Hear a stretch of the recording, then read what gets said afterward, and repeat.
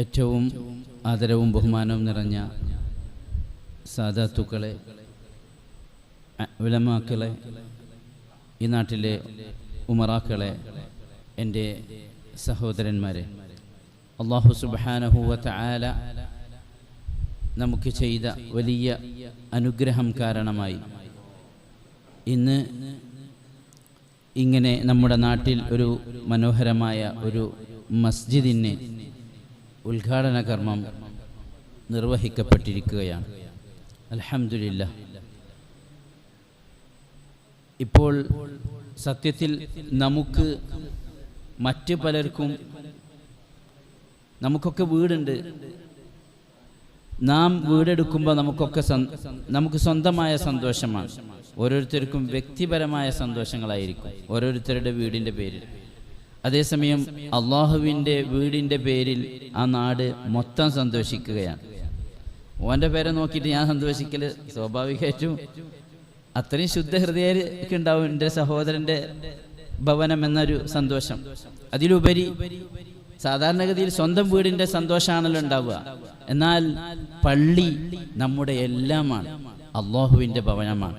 ഇതും ഒരു വീടാണ്, പക്ഷേ ഇത് നമ്മുടെ റബ്ബിൻ്റെ ഭവനമാണ്. അതിനു വേണ്ടി നാം എല്ലാവരും സന്തോഷിക്കും. നാം നമ്മുടെ വീട്ടിലിരുന്ന എത്ര മനോഹാരിതയുള്ളതാണെങ്കിലും എത്ര സൗകര്യം ഉണ്ടെങ്കിലും യാതൊന്നും നമുക്കതിൽ നിന്ന് ഉഖ്റവിയായിട്ട് ഇത്തിക്കാഫ് പോലത്തെ സംഗതിയൊന്നും അവിടെ നമുക്ക് കിട്ടണില്ലല്ലോ, അല്ലേ?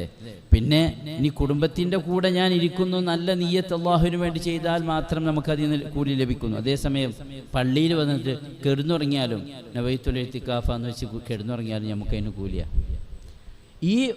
ഇവിടെ ഇരിക്കണ ഒരു സ്വസ്ഥത നമുക്ക് വീട്ടിലിരിക്കുമ്പോൾ കിട്ടുമോ?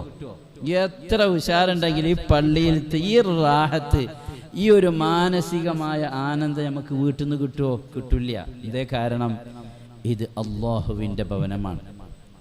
ഒരു ദിവസം അള്ളാഹിൻ്റെ ഹബീബ് ഇങ്ങനെ പോയ ഇസ്രാഈൻ്റെ രാത്രിയിൽ ഇങ്ങനെ അന്ന് രാത്രിയിൽ മുത്തനബി സല്ലല്ലാഹു അലൈഹി വസല്ലം ഞങ്ങളൊരാളെ കാണുക. അതായത് അർശിൻ്റെ നൂറിൽ പ്രകാശത്തിൽ അങ്ങോട്ട് മുങ്ങി കുളിച്ചിരിക്കുന്നു ഇയാൾ. അപ്പം മുത്തനബിക്ക് അത്ഭുതമായിട്ട് മുത്തനബി ചോദിക്കുകയാണ്, ഇത് വല്ല മലക്കേട്ടാണോ? അപ്പോൾ പറഞ്ഞു, അല്ല മലക്കല്ല. ഇത് നബിയാണോ? നബിയൊന്നല്ല. പിന്നതാരാ? ആ അയാളുടെ നാവ് എപ്പോഴും ദുനിയാവിലുള്ള ജീവിച്ചൊരു മനുഷ്യൻ നാവ് എപ്പോഴും അള്ളാഹുവിൻ്റെ മാർഗത്തിലായിട്ട് അള്ളാഹുവിൻ്റെ ദിക്റിലായി ചലിപ്പിച്ചു കൊണ്ടിരുന്നു. അയാളുടെ മനസ്സെപ്പോഴും പള്ളിയുമായി ബന്ധത്തിലായിരുന്നു. അയാൾ മാതാപിതാക്കളെ ചീത്ത പറയാത്ത ആളായിരുന്നു. 3 കാര്യം. ഒന്ന്, എപ്പോഴും നാവ് ചലിപ്പിച്ചു കൊണ്ടിരിക്കും. ഇപ്പം നമ്മളൊക്കെ അങ്ങനെ കുത്തിരിക്കല്ലേ? ഇപ്പോൾ സത്യത്തിൽ നമ്മൾ പള്ളിയിൽ നമ്മളെ നാവിന് എന്താ പണി? ഒരു പണിയുമില്ല, കൂട്ടി. ഇതെപ്പോഴും നമ്മൾ തുറക്കുക, എപ്പോഴേലും ഫാത്തിഹ ഓതാനോ മറ്റൊക്കെ ക്ലോസാ. ലാ യസാലു ലിസാനുക റത്ബൻ മിൻ ദിക്രില്ലാഹ്. മരിക്കുമ്പോഴും നാവ് പച്ചായിട്ട് എന്ന അവസ്ഥയിലാകണം. എത്രത്തോളം വെച്ചാൽ ഒരു ഭ്രാന്തന് ജനങ്ങൾ പറയുമല്ലോ, ആ ഒരു അവസ്ഥയിലേക്ക് നമ്മുടെ ദിക്ർ ചൊല്ലിയിട്ട് എപ്പോഴും കാണുമ്പോൾ ഒക്കെ ദിക്ർ ചെല്ലുമ്പോൾ ആൾക്കാർ ഒരു ഭ്രാന്തൻ, നമ്മളാണല്ലോ അതേലും എപ്പോഴും ഇങ്ങനെ ചൊല്ലിക്കൊണ്ടിരിക്കുക, ഒരു പോയത്തക്കാരനെന്ന് പറയും. അത്രത്തോളം ജനങ്ങൾ പറയോളം അവൻ ദിക്റിലായി ജീവിക്കണമെന്ന്. ആ ഒരവസ്ഥയിലാണെങ്കിൽ അവന് അർശിൻ്റെ നൂറുകൊണ്ട് ആ പൊതിയപ്പെടുന്ന അവസ്ഥയിലേക്കുള്ള ഒരു ഷർത്തായി. മറ്റൊന്ന്, അവൻ്റെ മനസ്സെപ്പോഴും പള്ളി പോലെ പള്ളിയിലേക്കുള്ള കണക്ഷനിലായിരിക്കണം. ഏതുപോലെ ആവരുത്? തത്തൻ്റെ പോലെ ആവരുത്. തത്തനെ തുറന്ന ഓടാൻ നിൽക്കുക, നിസ്കാരൻ്റെ കയ്യുമ്പത്തിനും സലാം വീട്ടി ഓടാൻ നിൽക്കുക, അങ്ങനെ ആവരുത്. മീനിന് അതിനെ തള്ളിട്ടാലും അത് വെള്ളത്തിലേക്ക് മടങ്ങുക. ഇതുപോലെയാകണം മുഅ്മിൻ. എപ്പോഴും പള്ളിയിലേക്ക് പോവുക. ഇങ്ങനൊരു കണക്ഷൻ നമുക്കുണ്ടാവണം. ഇപ്പം നമ്മളിപ്പോൾ ഇരുന്നില്ല, എല്ലാവരും ഇരുന്നല്ലോ. നിങ്ങൾക്കൊക്കെ കൂലി കിട്ടുന്ന പ്രതീക്ഷ ഉണ്ടോ? എന്താ കാരണം? ഇത്തികാഫിന്റെ നിയ്യത്തല്ലേ? അപ്പം നമുക്ക് സുന്നത്തിൻ്റെ കൂലിയല്ലേ കിട്ടിയത്? ആ കൂലി നമുക്ക് ഒന്നുകൂടി സ്ട്രോങ് ആക്കി കിട്ടണമെങ്കിൽ നമ്മൾ എന്ത് ചെയ്യുക അറിയോ? നദർതുൽ ഇഅ്തികാഫ ഫീ ഹാദൽ മസ്ജിദി ലില്ലാഹി തആല എന്നാക്കുക. പഠിച്ചവനെ, ഈ പള്ളിയിൽ ഇഅ്തികാഫിരിക്കാൻ ഞാൻ നേർച്ചയാക്കിയത്. പിന്നെ ഫർളായി. ഫർദിൻ്റെ കൂലിയാണ് പിന്നെ കിട്ടണത്. ആദ്യം നമുക്ക് സുന്നത്തിൻ്റെ കൂലിയാണ് കിട്ടിയത്. ഞാൻ ഇവിടെ എത്ര ഇരുന്ന് അത്ര മതി. അത്രയാണോ അവിടെ കുത്തിയിരുന്നത്, അത്ര ഇരുന്നാൽ ഫർളിൻ്റെ കൂലി നമുക്ക് ലഭിക്കുന്നു. ഇനിയിപ്പം അൽഹംദുലില്ലാഹ് ഇപ്പം നമ്മൾ പള്ളിയായി, വലിയ സൗകര്യം, നിസ്കരിക്കാൻ സൗകര്യമായാലോ. ഇനി ഇവിടെ നിന്ന് നമുക്ക് നോമ്പ് വെച്ചിട്ട് അങ്ങനെ ഇരുന്നൂടെ അല്ലേ? സക്കാത്ത് ഇവിടെ നമുക്ക് കൊടുക്കാലോ അല്ലേ? ഇനി നമുക്ക് ഇവിടെ നിന്നിട്ട് ഹജ്ജ് ചെയ്യാൻ പറ്റുമോ? ഇവിടെ ഇരുന്നിട്ട് ഹജ്ജ് നമുക്ക് ഇവിടുന്ന് ലഭിക്കുമോ? ഹജ്ജ് ഉംറ നമുക്ക് ഇവിടുന്ന് കിട്ടുമോ? അതും കിട്ടും. എൻ്റെ സഹോദരങ്ങളോട് ഞാനൊരു ഒരു ഒരു രസകരമായ രീതിയിൽ ഒരു വിഷയം അവതരിപ്പിക്കണം. അഥവാ നമ്മളൊരു ഹജ്ജ് ചെയ്യാൻ എത്ര ചിലവ്, ഒരു ഉംറ ചെയ്യാൻ നമുക്ക് എത്ര ചിലവ്? നിങ്ങൾ അള്ളാഹിൻ്റെ ഹബീബ് ഒരു ചിലവുമില്ലാണ്ട് നമുക്ക് ഡെയിലി ഹജ്ജും ഉംറയും ഓഫർ ചെയ്തിട്ടുണ്ട്. ആർക്കെങ്കിലും ആവശ്യമുണ്ടോ? ഉംറക്ക് പോകാൻ പൂതിയുണ്ടോ? ആർക്കെങ്കിലും ഉംറ ചെയ്യാൻ ആഗ്രഹമുണ്ടോ? ഉംറൻ്റെ കൂലി ലഭിക്കാൻ ആഗ്രഹമുണ്ടോ? എന്നാൽ ഇതൊന്ന് ശ്രദ്ധിക്കണം, നല്ലതാ. അഥവാ സുബഹി നിസ്കരിച്ച് കഴിഞ്ഞിട്ട് ഇവിടെ നമ്മൾ ഉദയം എന്നുള്ളൊരു സമയം കാണും അല്ലേ? ഇപ്പോൾ ഉദാഹരണത്തിന് 6:15 തോന്നുന്നു അല്ലേ? ഇപ്പോൾ ഉദയം അല്ലേ?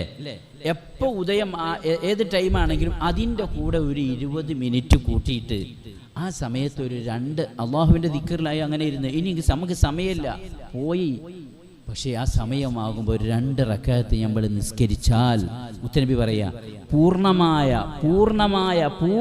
എന്ന് 3 പ്രാവശ്യം പറഞ്ഞിട്ട് ഹജ്ജിൻ്റെയും ഉംറൻ്റെയും പ്രതിഫലം ലഭിക്കുക. അപ്പോൾ ഡെയിലി നമുക്ക് ഹജ്ജിൻ്റെയും ഉംറൻ്റെയും പ്രതിഫലം പൂർണ്ണമായ 3. ഇപ്പം നമ്മൾ ഹജ്ജ് ചെയ്തിട്ടുണ്ടെങ്കിൽ അത് പൂർണ്ണമാണെന്ന് നമുക്ക് എന്തെങ്കിലും തെളിവുണ്ടോ? സ്വീകരിച്ചിട്ടുണ്ടാകും നമ്മൾ വിചാരിക്കുക. ഇത് 2 റക്അത്ത് കൊണ്ട് പൂർണ്ണമായ 3 പ്രാവശ്യം പറഞ്ഞ ഹജ്ജും ഉംറയും നമുക്ക് ലഭിക്കുക. വെറും 2 റക്അത്ത്. ആ സമയം വരെ നമ്മളൊന്ന് വെയിറ്റ് ചെയ്താൽ മതി എന്ന് മാത്രം. അങ്ങനെ നമ്മൾ ചെയ്യുകയാണെങ്കിൽ എല്ലാ ദിവസവും നമുക്ക് ഒരു ഹജ്ജ് ലഭിക്കുന്നു, ഒരു ഉംറ ലഭിക്കുന്നു. അപ്പോൾ നമുക്ക് അൽഹംദുലില്ലാഹ് എല്ലാ ദിവസവും നിസ്കാരമുണ്ട്, ഹജ്ജും ഉംറയുണ്ട്. അതിന് പുറമെ 2 റക്അത്ത് ദുഹ നിസ്കരിച്ച സക്കാത്തും ആയി എന്ന് പറഞ്ഞാൽ 360 കണിപ്പുകൾക്കുള്ള സ്വതക്കയാണ് ഏത്? വെറും 2 റക്അത്ത് ദുഹ. എന്താണ് ഒരു മുസ്ലിമിൻ്റെ ഒരു ഇസ്ലാം കാര്യം ഫുള്ളുകൊണ്ട് കിട്ടണം. നമ്മൾ നോക്കിയേ, നമ്മൾ ഓൾറെഡി അഷ്ഹദു അല്ലാ ഇലാഹ ഇല്ലല്ലാഹ് നമ്മൾ ചെല്ലുന്നുണ്ട്. അപ്പോൾ കലിമയായി, നമുക്ക് മുഹമ്മദ് റസൂൽ നമുക്ക് കലിമയായി. നിസ്കാരം നമ്മൾ ഇവിടുന്ന് നിർവഹിക്കുന്നു അല്ലേ? നോമ്പ് നമ്മൾ ഒരു മാസത്തിൽ ഒരു 3 നോമ്പ് സുന്നത്ത് നോമ്പ് നോക്കുകയാണെങ്കിൽ 30 ദിവസം നോമ്പ് നോറ്റ പോലെ. വെറും 3 നോമ്പ്, ഏതെങ്കിലും ഒരു 3 ദിവസം നോമ്പ് നോറ്റ അപ്പോൾ ആ മാസം മൊത്തം നോമ്പ് നോറ്റ പോലെ. അങ്ങനെ 10 മാസം നോറ്റ ഒരു കൊല്ലം. റമദാൻ ഓൾറെഡി നമുക്ക് നോമ്പാണല്ലോ, 11 മാസം മൊത്തം നമ്മൾ നോമ്പിലായി. അൽഹംദുലില്ലാഹ്, എന്തോ ഒരു അനുഗ്രഹം റബ്ബ് നമുക്ക് ചെയ്യണം. അപ്പം നമുക്ക് നോമ്പായി. ഇനി ഹജ്ജും ഉംറയും ഈ പള്ളിക്കന്ന് കിട്ടുന്നു, വെറും 2 റക്അത്ത് എപ്പോൾ? രാവിലെ. അതുപോലെ തന്നെ സക്കാത്ത് എന്ന സ്വതക്ക നമ്മുടെ ഈ 360 കണിപ്പുകൾക്കും എന്തുണ്ട്? സ്വതക്കയുണ്ട്. എല്ലാ ദിവസവും ഇപ്പോൾ അള്ളാഹു പറയാം, എല്ലാ ദിവസവും ഓരോ കണിപ്പിനും 10 ഉറുപ്പിക വെച്ച് കൊടുക്കണം പറഞ്ഞാൽ നമ്മൾ കുടുങ്ങിയ വേണ്ട. 1 റുപ്യ എന്ന് വെച്ചോളി, 360 റുപ്യ ഡെയിലി കൊടുക്കണം പറഞ്ഞാൽ അല്ല. ഇപ്പം അങ്ങനല്ലോ. ഇപ്പോൾ ഒരു പാലം കെട്ടിയിട്ടാണ്ട് കിടക്കണമെങ്കിൽ ഇപ്പോൾ നമ്മളിങ്ങനെ വളഞ്ഞു തിരിഞ്ഞ് പോകണം. നിങ്ങൾ കാണില്ലേ? ഇതുപോലെ വല്ല പൈസ വെക്കുകയായിരുന്നെങ്കിൽ നമ്മളെ ഹാലം ചിന്തിച്ച് നോക്കിയേ. ഈ വലിയ എല്ലിന് ഇവിടെ എവിടെയും കണിപ്പില്ല, നമുക്ക് മടക്കാൻ പറ്റില്ല. അതേസമയം ഇത്ര ചെറിയ വിരലിന് 3 കണിപ്പാട്ടിക്കണം. ഒരു കണിപ്പിൽ ഒരു കുരുണ്ടായാൽ മടക്കാൻ കഴിയോ? ഇല്ല. പക്ഷെ 360 കണിപ്പും വെച്ചിട്ട് അള്ളാഹു നമ്മളോട് ഒന്നും ചോദിച്ചില്ല. അള്ളാഹുവിൻ്റെ ഹബീബ് പഠിപ്പിച്ചു. അതിനൊക്കെ സദക്കണ്ട്. അതൊക്കെ നമുക്ക് നോക്കി അള്ളാഹു അങ്ങനെ നമ്മളെ മേലെ വലിയ ബാധ്യതയാക്കാൻ നമ്മൾ കുടുങ്ങിയിരുന്നു. പക്ഷേ ആ സ്വതക്ക നമുക്ക് വീടാം. വെറും 2 റക്അത്ത് ദുഹ. എത്ര? 2 റക്അത്ത് ദുഹ. എന്തൊക്കെ നമുക്ക് കിട്ടി. ഈ ഇഷ്റാഖിൻ്റെ 2ഉം ദുഹാൻ്റെ 2ഉം കൂടെ 4 റക്അത്ത് നമ്മൾ തുടക്കത്തിൽ കൊടുത്തിട്ടുണ്ടെങ്കിൽ അവസാനം അള്ളാഹു വെറുതെ തരുന്ന പറയുന്നത്. തുടക്കത്തിൽ 4 കൊടുത്താൽ അവസാനം അള്ളാഹു ഫ്രീ ആയിട്ട്. എന്തൊരു അനുഗ്രഹം മോമിന്. അപ്പം അൽഹംദുലില്ലാഹ് നിങ്ങൾക്ക് എമ്പാടും സാധനം കിട്ടിയ പള്ളി കിട്ടി. അതിൻ്റെ പുറമെ ഇനി മുതൽ ഇൻഷാ അല്ലാഹ് ഹജ്ജും ഉംറയും കിട്ടാൻ പോവാ അല്ലേ?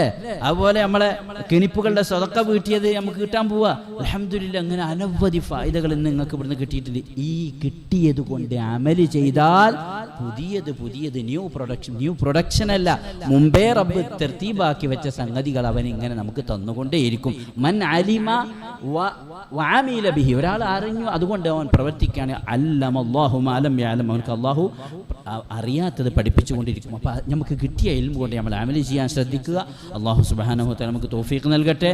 മനോഹരമായ ഒരു ഇൽമിൻ്റെ കേന്ദ്രമായി ഇതിനെ മാറാൻ അല്ലാഹു സുബ്ഹാനഹു വ തആല തൗഫീഖ് ചെയ്യട്ടെ. ഇവിടെ ജോലി ചെയ്ത ഒരുപാട് മഹത്തുക്കളായ ആളുകൾ വഫാത്തായി പോയിട്ടുണ്ട്. അവർക്കൊക്കെ വേണ്ടി ദ്വാരക്കാൻ വേണ്ടി പറഞ്ഞിരുന്നു. അപ്പോൾ ആരൊക്കെ ഇവിടെ ജോലി ചെയ്തിട്ടുണ്ടോ, ഈ പള്ളിയിൽ ആരൊക്കെ നിസ്കരിച്ചിട്ടുണ്ടോ, ഇതിനു വേണ്ടി ആരൊക്കെ സഹായിച്ചിട്ടുണ്ടോ, അവർക്കൊക്കെയും അല്ലാഹു സുബ്ഹാനഹു വ തആല അർഹമായ പ്രതിഫലവും ഉഖ്റവിയായ എല്ലാവിധ ഖൈറാത്തുകളും അല്ലാഹു നൽകി അനുഗ്രഹിക്കട്ടെ.